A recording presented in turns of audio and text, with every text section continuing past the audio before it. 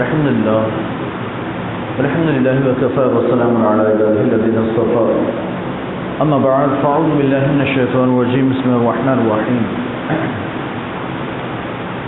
نصركم الله ببدر وأنتم أذلة صدق الله العلي العظيم وبلغنا رسوله النبي الأمين الكريم ونحن على ذلك لمن الشاهدين والشاكرين والحمد لله رب العالمين.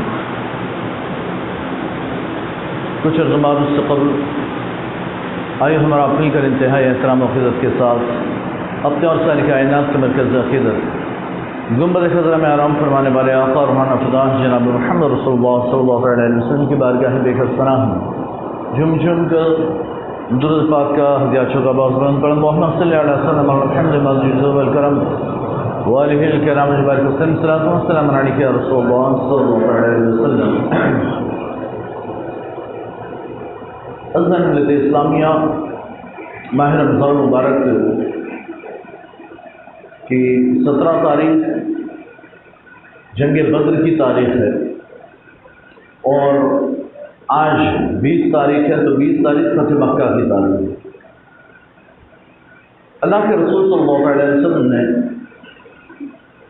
مکہ سے مدینہ منورہ ہجرت فرمائی. اس کے بعد ہجرت کے بعد اللہ نے اپنے محبوب کریم صلی اللہ علیہ وسلم کو جوابی کارروائی کی اجازت عطا فرمائی.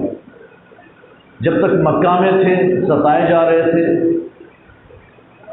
پریشان کیا جا رہا تھا، سرکار کو بھی مسلمانوں کو بھی مارا پیٹا جاتا تھا، لہو لہان کیا جاتا، لیکن اللہ کی جانب سے جواب دینے کی اجازت نہیں تھی. وہ آ کر مارے تو تم بھی مارو، اجازت نہیں تھی. کوئی ستائے تم بھی ان کا بدلہ لو، اجازت نہیں. آپ کو صبر کرنا ہے. مکہ کی 13 سالہ زندگی، 13 سال مکہ معظمہ کی مکی زندگی، 13 سال اعلان نبوت کے بعد، جس میں مسلمانوں کو، سرکار کو بھی اور مسلمانوں کو بھی ستایا گیا، پریشان کیا گیا. لیکن اللہ نے ابتدا یوں فرمائی کہ اے اہل ایمان صبر کرو. تمہیں صبر کرنا ہے، مار کھا کر بھی صبر کرنا، جواب نہیں دینا، جوابی کارروائی نہیں کرنی. وہ 13 سال تک اللہ نے اجازت نہ دے کر مسلمانوں کو صبر کا درس دیا. اہل ایمان صبر کرو، تمہیں ابھی کوئی جوابی کارروائی نہیں کرنی ہے، صبر. اور اس صبر کی وجہ سے مسلمان مضبوط ہوتے گئے، ان کے اندر قوت برداشت کا مادہ پیدا ہوتا گیا. وہ سب کچھ برداشت کر سکتے تھے، ہے نا. انہیں ستایا جا رہا تھا. امتحان اور آزمائش یہ تھی کہ تمہیں چٹائی میں لپیٹ کر دھونی دی جائے گی، دھواں دیا جائے گا، تمہیں تپتے صحراؤں میں گھسیٹا جائے، تمہاری راہوں میں کانٹے بچھائے جائے، تم پر پتھر برسائے جائے، تمہیں لہولہان کر دیا جائے. تمہیں صبر کرنا ہے. یہ ساری آزمائشیں جب تم پر ہوگی اور تم صبر کرو گے تو پھر اس کے بعد اور اسلام سے یعنی پھریں گے نہیں. ایک تو ہوتا ہے کہ بندہ یعنی تھوڑا سا مار کھایا تو اس کے بعد یار یہاں ماحول ایسا ہے تو گھر واپسی کے نام پر گھر واپسی. بھئی گھر واپسی اسلام ہے، اصل گھر واپسی اسلام ہے نا. حضرت آدم پہلے انسان ہیں جو اسلام لے کر آئے ہیں. اس کے بعد حضرت آدم علیہ السلام، حضرت آدم کے بعد حضرت شیس علیہ السلام، حضرت شیس علیہ السلام کے بعد حضرت ادریس، اور حضرت ادریس کے بعد حضرت نوح. اور یہ اسلام چھوڑ کر جو لوگ گئے وہ حضرت ادریس کے بعد گئے ہیں. تو اب اگر واپس آئیں گے تو گھر واپسی تو اسلام میں ہوگی، کہیں اور جائیں گے تو گھر واپسی نہیں ہوگی. بات سمجھ میں آ رہی ہے؟ لیکن بہرحال تو اب یہ کہ مار کھانا ہے، برداشت کرنا ہے، لیکن اسلام نہیں چھوڑنا. یہ مومنوں کا امتحان تھا، یہ آزمائش تھی. مومنوں نے مضبوطی سے اس راستے کو پکڑے رکھا، اسلام کو مضبوطی سے پکڑے رکھا. ہم پر جو حالات گزر جائیں ہم اسلام کو نہیں چھوڑیں گے. پھر جب مدینہ منورہ کی طرف ہجرت ہوئی، مدینہ پہنچے، اب اللہ نے اجازت دیا محبوب اب بھی ستا رہے ہیں، اب بھی پریشان کرتے ہیں، اب آپ کو اجازت ہے، آپ جواب دے سکتے ہیں، اب جواب دے سکتے ہیں. تو پھر اللہ کے رسول نے جوابی کارروائیوں میں ان کے قافلوں کو روکنا شروع کیا ہے. یہ ہمیں ستاتے ہیں، یہ چھیڑچھاڑ کرتے ہیں، یہ دھمکی بھرے خط مدینہ لکھتے ہیں، تو پھر انہیں سبق سکھانے کے لیے اللہ کے رسول صلی اللہ علیہ وسلم نے ان کے تجارتی قافلوں کو روکنا، ان کا راستہ روکنا شروع کیا۔ اگر تم ہمارے ساتھ چھیڑچھاڑ کرو گے تو تمہارا راستہ ملک شام جانے کے لیے یہی مدینہ ہو کر جاتا ہے، یہیں سے تمہاری تجارتیں ہوتی ہیں، ہم تمہارا راستہ روک دیں گے، تمہارا دانا پانی رک جائے گا، تمہارے پورے سال کا خرچ، جو آمدنی ہے، جو انکم ہے، وہ رک جائے گی۔ سرکار نے راستے روکنا شروع کیا، تو پھر اس کے بعد سب سے پہلی جنگ بدر ہوئی ہے۔ سب سے پہلی جنگ 17 رمضان المبارک میں جنگ بدر ہوئی۔ جنگ بدر ایک ایسی جنگ، اسلام کی سب سے عظیم الشان جنگ، سب سے بڑی جنگ، اور ایسی جنگ کہ جسے یوم الفرقان کہا جاتا ہے، حق و باطل کے درمیان فرق کرنے والی جنگ، ایسی جنگ کہ جس میں یہ ظاہر اور واضح ہو گیا، جس میں نتیجہ اور رزلٹ نکلا کہ حق پر کون ہے اور باطل پر کون ہے۔ اور یہ نتیجہ اور یہ رزلٹ بھی اس لیے نکلا کہ جب کفار مکہ معظمہ سے چلے، کفار و مشرکین مکہ سے چلے، تو چلنے سے پہلے انہوں نے دیوار کعبہ کے پاس جا کر غلاف کعبہ پکڑ کر انہوں نے اللہ کی بارگاہ میں دعا کی، اے اللہ، ہم ان بددینوں سے، مسلمانوں کو بے دین کہتے تھے، ہمارا دین چھوڑ کر چلے گئے، بے دین ہو گئے، ہم ان بے دینوں سے جنگ کے لیے جا رہے ہیں، اے اللہ، جو حق پر ہو اسے فتح عطا فرما، جو باطل پر ہو تو اسے شکست عطا فرما۔ یہ دعا کر کے رب کی بارگاہ میں دعا کر کے نکلے، غلاف کعبہ پکڑ کر دعا کی تھی، اللہ نے دعا قبول فرمائی ہے، اللہ نے کفار مکہ کی دعا قبول فرمائی۔ تم یہ چاہتے ہو کہ تم یہ جان لو حق پر کون ہے اور باطل پر کون، جو حق پر ہو اسے فتح مل جائے، جو باطل پر ہو اسے شکست مل جائے، تو 17 رمضان کو اللہ نے یہ فیصلہ فرما دیا، وہ 313 کی جماعت اس 1000 پر بھاری ہے، اور کفار مکہ کی شکست ہوئی، مسلمانوں کو فتح حاصل ہوئی ہے۔ یہ یوم الفرقان حق و باطل کے درمیان فرق کرنے والا دن ہے کہ آج یہ فرق ظاہر ہو گیا، مسلمان حق پر ہے، کفار مکہ باطل پر ہے۔ انہی کی دعا کے نتیجے میں یہ حق واضح ہوا، اسے یوم الفرقان بھی کہا جاتا ہے۔ 313 صحابہ کرام ہیں سرکار کے ساتھ، اور سامنے 1050 کا لشکر ہے، 3 گنا زیادہ ہیں۔ مسلمان ایسی ریت کے قریب ٹھہرے ہیں، ایسی جگہ پر انہوں نے قیام کیا جہاں ریت تھی، چلتے تو پیر دھنس جاتے تھے، چلنے کے لیے پیروں کو نکالنا پڑتا، چلنے میں بڑی پریشانی تھی۔ ادھر کفار مکہ سپاٹ زمین پر رکے تھے، آرام سے چل پھر رہے تھے، انہیں کوئی پریشانی نہیں تھی، وہاں پانی کی بہتات تھی، سرکار جہاں قیام پذیر ہوئے وہاں پانی کی قلت تھی، پانی موجود نہ تھا۔ اللہ کے رسول صلی اللہ علیہ وسلم نے اللہ کی بارگاہ میں دعائیں فرمائی، اے اللہ، یہی ایک تیری چھوٹی سی جماعت ہے، یہ 313 کی جماعت، اگر یہ کامیاب ہوئی تبھی تیرا دین آگے چل سکے گا، تیری عبادت قیامت تک ہو سکے گی۔ اے اللہ، اگر یہ شکست کھا گئے، اگر یہ قتل ہو گئے، اگر یہ مٹا دیے گئے تو قیامت تک اے اللہ تیری عبادت نہ ہو سکے گی، لن تعبد ابدا، اے اللہ تیری کبھی عبادت نہ ہو سکے گی۔ انہی 313 کے ذریعے قیامت تک تیری عبادت باقی رہے گی۔ اے اللہ تو انہیں فتح عطا فرما۔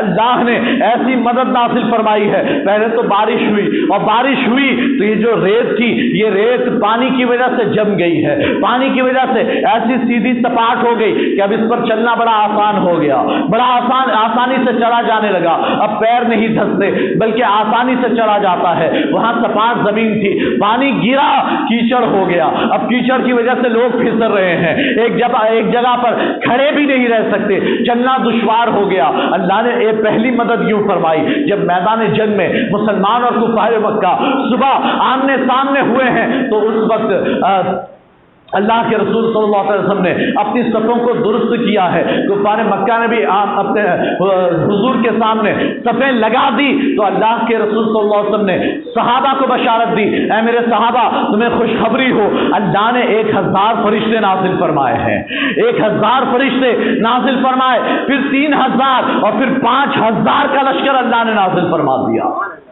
اور پھر اللہ کے رسول فرماتے ہیں ابو بکر یہ جبرائیل کھڑے ہیں، اپنا گھوڑا لے کر کھڑے ہیں، گھوڑے کی لگام پکڑ کر کھڑے ہیں، اور ان پر ہتھیار سے لیس ہو کر کھڑے ہیں، جبریل امین نے بھی ہتھیار لگائے ہیں، ادھر میکائیل کھڑے ہیں، बाईं जानिब मिकाइल खड़े हैं, वो भी घोड़े की लगाम पकड़ कर खड़े हैं, उन्होंने भी हथियार पहने हुए हैं और जंग के लिए तैयार है। हालांकि सवाल ये पैदा होता है, जिब्रील अमीन अलैहिस्सलातु तस्लीम के 600 पर हैं, 600 पर, और परों का आलम यह है कि मशरिक से लेकर मगरिब तक अगर वो पर फैला दें तो पूरी दुनिया को समेट सकते हैं।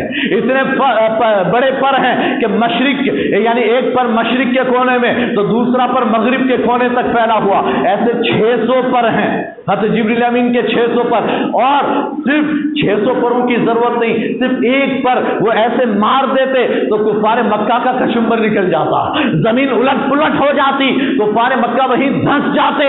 लेकिन आज जिब्रील अमीन अपनी करामत नहीं दिखा रहे, आज जिब्रील अमीन अपना वो फरिश्ते वाला पावर नहीं दिखाते, आज जिब्रील अमीन अपने परों से काम नहीं चलाते, बल्कि तलवार लेकर मैदान जंग में उतरे हैं, तलवार लेकर उतरे ताकि ऐ मोमिनो तुम्हारी सुन्नत हम भी अदा कर लें, आज फरिश्ते भी तुम्हारे साथ जंग में शरीक होकर वो मकाम और मर्तबा हासिल कर ले जो अल्लाह मोमिनों को अता फरमाने वाला है।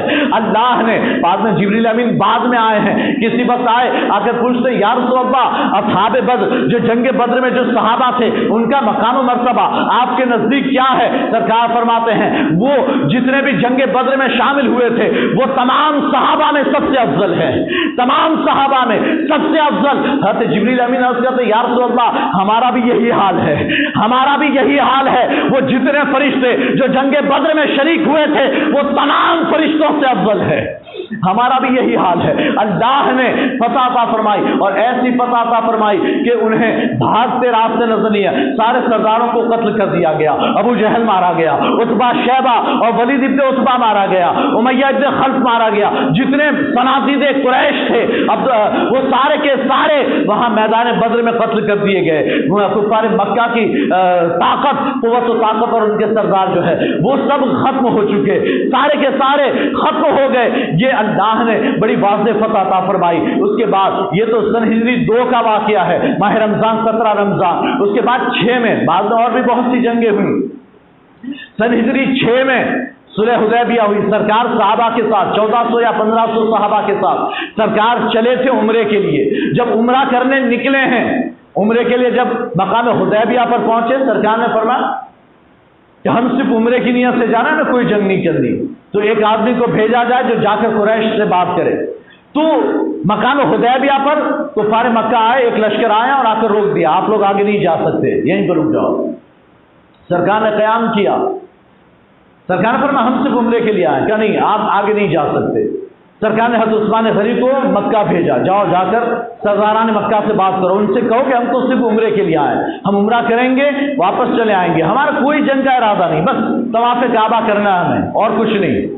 उन्होंने कहा नहीं हम जो है इस साल तो नहीं करने देंगे, हम चाहते हैं कि हम आपस में सुलह कर लें, सुलह कर लें। कहा ठीक है। तो 6 हिजरी में सुलह हुई, 10 साल तक जंग नहीं होगी, 10 साल तक हम आपस में जंग नहीं करेंगे और साथ ही साथ आप इस साल उम्रा नहीं करेंगे, आइंदा साल आकर करना।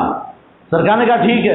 और आखिरी शर्त बड़ी बड़ी मजबूत शर्त और ऐसी शर्त कि जो मुसलमानों को परेशान कर रही थी, और वो शर्त ये थी अगर कोई मुसलमान मक्का से मदीना आ जाता है, कोई भी शख्स मक्का से मदीना आएगा हम लेने आ जाएंगे और आपको वापस करना पड़ेगा कि भाई जाओ वापस जाओ, हम उसे वापस लेकर आएंगे, आपको वापस करना पड़ेगा। क्या ठीक है।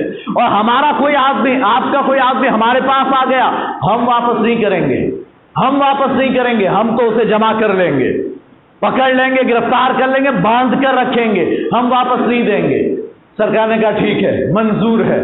10 साल जंग बंद, लेकिन 2 ही साल में 6, उसके बाद 7 और 8 तक में तो उन्हें वो आजिज आ गए, परेशान हो गए, अपनी शर्तों से खुद परेशान।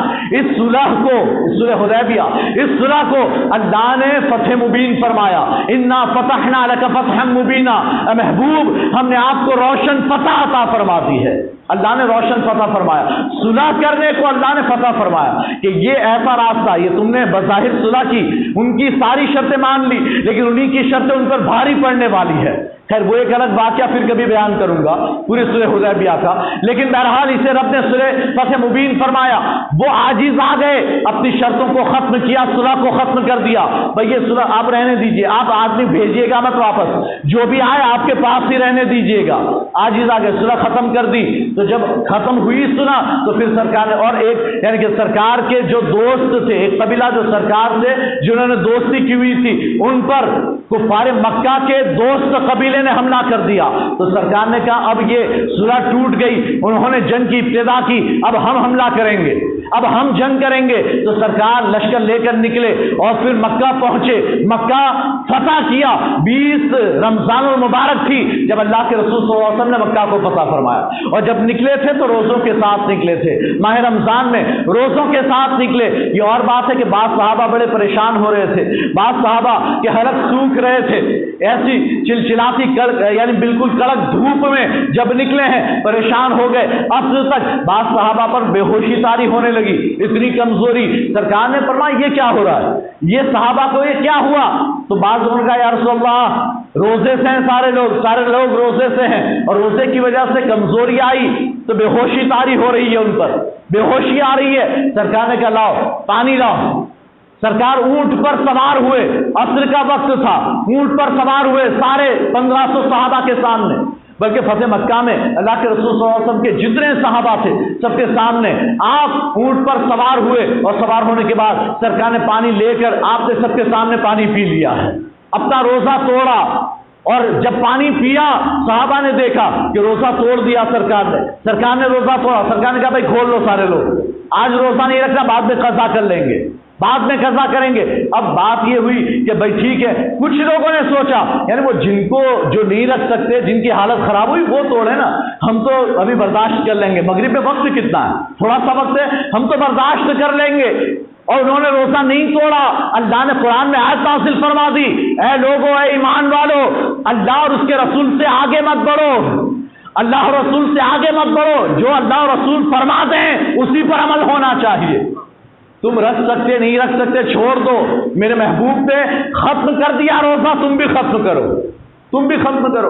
تو پھر اللہ کے رسول صلی اللہ علیہ وسلم پھر جب دوسرے دن 20 رمضان کو آپ داخل ہوئے مکہ میں، اور اس شان کے ساتھ کہ بلندی سے، اونچائی سے آپ نیچے اترتے ہوئے مکہ میں داخل ہوئے ہیں، آپ کی گردن جھکی ہوئی تھی، آپ ایسے اکڑ کر داخل نہیں ہوئے، گردن جھکی ہوئی تھی، اور آپ اللہ اکبر کا نعرہ بلند کرتے ہوئے مکہ معظمہ میں داخل ہوئے۔ اور جب جتنے بھی تھے سارا لشکر یعنی چاروں طرف سے مسلمان داخل ہو گئے مکہ میں، اور جب داخل ہوئے ہیں تو کسی نے جنگ نہیں کی، ہر کوئی ہتھیار ڈال رہا تھا، ہر کوئی اللہ کے رسول کے سامنے سرنڈر کر رہا تھا۔ اللہ کے رسول نے اعلان عام فرمایا، جو بھی ہتھیار ڈال دے اس کے لیے امان ہے، جو ابو سفیان کے گھر میں داخل ہو جائے اس کے لیے امان، جو مہانی کے گھر چلا جائے اس کے لیے امان، جو خانہ کعبہ کے پاس آ جائے، مسجد حرام میں آ جائے اس کے لیے امان ہے، جو بھی اپنا دروازہ، گھر کا دروازہ اندر سے بند کر لے اس کے لیے امان ہے۔ ہر ایک کو امان دیتے جا رہے ہیں۔ لا تثریب علیکم اليوم، آج تم پر کوئی مصیبت نہیں، کوئی پریشانی نہیں، آج تو آزادی کا دن ہے، آج کا دن تو معافی کا دن، میں نے سب کو معاف کر دیا۔ کیسوں کو معاف کیا؟ جن کے بارے میں جب مدینے سے نکلے تھے سرکار نے فرمایا یہ دکھ جائے تو چھوڑنا مت، قتل کر دینا، یہ دکھ جائے، ہندا جو ابو سفیان کی بیوی ہے جس نے امیر حمزہ کا کلیجہ چبایا ہے، وہ اگر وہ دکھ جائے قتل کر دینا، چھوڑنا مت۔ اگر ابن خطل دکھ جائے چھوڑنا مت، قتل کر دینا۔ فلاں دکھ جائے چھوڑنا مت، قتل کر دینا۔ ایسے 7-8 لوگوں کے سرکار نے نام لیے تھے، نظر آ جائے تو قتل کرنا، چھوڑنا مت۔ لیکن جتنے آئے ابن خطل کے سوا، 8 لوگوں میں سے ابن خطل کے سوا باقی 7 کو اللہ کے رسول نے معاف فرما دیا۔ وہ سب آئے، اسلام قبول کر لیا، یا رسول اللہ ہم مسلمان ہو گئے، ہم نے اسلام قبول کیا۔ جب اسلام قبول کیا سرکار نے فرمایا جاؤ معاف ہے، جاؤ معاف ہے۔ حضرت ہندا کو بھی معاف کیا، ابو سفیان کو معاف کیا، سارے جتنے تھے سب کو معاف کر دیا۔ اللہ اس دن فتح مکہ کے دن یعنی مکہ فتح ہوا اس دن یعنی کہ کوئی جنگ نہ ہوئی سوائے ایک جھڑپ کے، ایک جھڑپ، وہ بھی حضرت خالد بن ولید جس راستے سے داخل ہوئے وہاں کچھ لوگوں نے حضرت خالد بن ولید سے مقابلہ کرنا چاہا تو خالد بن ولید نے وہاں انہیں قتل کیا. بس یہ تھوڑی سی جھڑپ ہوئی, وہاں تھوڑی سی جنگ, ورنہ تو پورے مکہ میں کہیں جنگ نہ ہوئی. اللہ نے مسلمانوں کو شہر مکہ ایسے ہی عطا فرما دیا. یہ ہے فتح مکہ. یہ اللہ کے رسول صلی اللہ علیہ وسلم نے اس دن سارے لوگوں کے لیے عام معافی کا اعلان فرمایا. جو کچھ لوگ تو ڈر کے مارے بھاگ گئے تھے, ہمارا کیا ہوگا, ہمارا کیا ہوگا, آج تو ہم گئے کام سے, ہم نے بہت ستایا, بڑا پریشان کیا تھا, تو ہمیں چھوڑا نہیں جائے گا. لیکن جب وہ بھاگ گئے, بعد میں پتا چلا کہ اللہ کے رسول تو معاف فرما رہے ہیں, وہ تو کسی سے کچھ پوچھتے بھی نہیں, ویسے ہی معاف کر دیتے ہیں, کوئی معاوضہ نہیں, کوئی حساب نہیں. تو پھر وہ واپس لوٹ کر آئے. اب یہ انہی میں ایک حضرت صفوان, بہت سے لوگ آئے, آ کر مسلمان ہو گئے, سرکار نے معاف فرما دیا. صفوان آئے, یا رسول اللہ مجھے بھی معافی ملے گی. سرکار نے کہا معافی ہے, عام معافی ہے, کسی کے لیے کوئی گرفت نہیں. حضرت صفوان اس وقت تک بھی مسلمان نہیں ہوئے, ابھی کلمہ نہیں پڑا, لیکن سرکار کے لشکر میں داخل ہو گئے. ایسے اور بھی کچھ لوگ تھے جو کافر ہی تھے, لیکن سرکار کے لشکر میں داخل ہوئے. فتح مکہ کے بعد جنگ حنین ہوئی, اس میں بھی شریک ہوئے. طائف گئے اور طائف کے بعد لوٹ کر پھر اسلام قبول کیا ہے, پھر اسلام قبول کیا. کہنے کی بات یہ ہے کہ یہ فتح مکہ بھی اللہ تبارک و تعالیٰ نے مکہ 20 رمضان کو مسلمانوں کو بغیر جنگ کے عطا فرما دیا. اور فتح مکہ کے بعد مسلمان چاہتے تو مکہ کو پھر اپنا وطن بنا سکتے, اللہ کے رسول چاہتے تو دوبارہ مکہ ہی میں قیام کرتے, وہاں آپ کا مکان تھا. لیکن اللہ کے رسول نے واپس, یعنی مکہ فتح ہونے کے بعد آپ لوٹ گئے, واپس مدینہ چلے گئے. اور پھر 9 کو حضرت ابوبکر صدیق نے حج کیا, 10 کو سرکار سن ہجری 10 میں اللہ کے رسول حج کے لیے آئے, حج کیا, زیادہ رکے نہیں, 3 دن کے بعد سرکار نے مکہ چھوڑ دیا ہے. چھوڑ کر آپ دوبارہ مدینہ لوٹ گئے, اس لیے کہ اللہ کے رسول کو اس کے بعد جب سے مکہ چھوڑا تھا مدینہ گئے تھے, اللہ کے رسول کو اپنا مدینہ سب سے زیادہ پیارا تھا, سب سے زیادہ محبوب و پسندیدہ تھا. اللہ کے رسول نے اپنی آخری سانسیں بھی مدینہ طیبہ میں لی ہے. اللہ کے رسول نے, اور ایک یعنی حدیث ہے, سرکار فرماتے ہیں کہ جسے جو سرزمین, جس نبی کو یعنی جس آدمی کو بھی جو زمین سب سے زیادہ محبوب و پسندیدہ ہوتی ہے, اللہ اسے وہیں پر موت عطا فرماتا ہے. اس کی موت وہی لکھی ہوتی ہے جو اس کی محبوب و پسندیدہ زمین ہوتی ہے. اللہ کے رسول کی وفات بھی مدینہ طیبہ میں ہوئی. اللہ کے رسول کو مدینہ سب سے زیادہ پیارا تھا, ورنہ مکہ فتح ہو گیا تھا, مسلمانوں کی حکومت تھی. سرکار چاہتے تو دوبارہ مکہ ہی میں قیام کرتے, لیکن سرکار نے مکہ میں رہنا پسند نہ فرمایا, آپ نے مدینے کو اختیار فرمایا. آپ نے دارالہجرہ مدینہ کو اپنا وطن قرار دیا. اللہ تبارک و تعالی ہمیں جنگ بدر اور فتح مکہ ان دونوں کے صدقے میں اللہ تبارک و تعالی ہم سب کی مغفرت فرمائے. اللہ ہم سب کو بھی وہ ماضی والی شان و شوکت عطا فرمائے, ہمیں بھی ہمت اور ہمیں بھی صبر عطا فرمائے. واخر دعوانا الحمدللہ رب العالمین. السلام علیکم.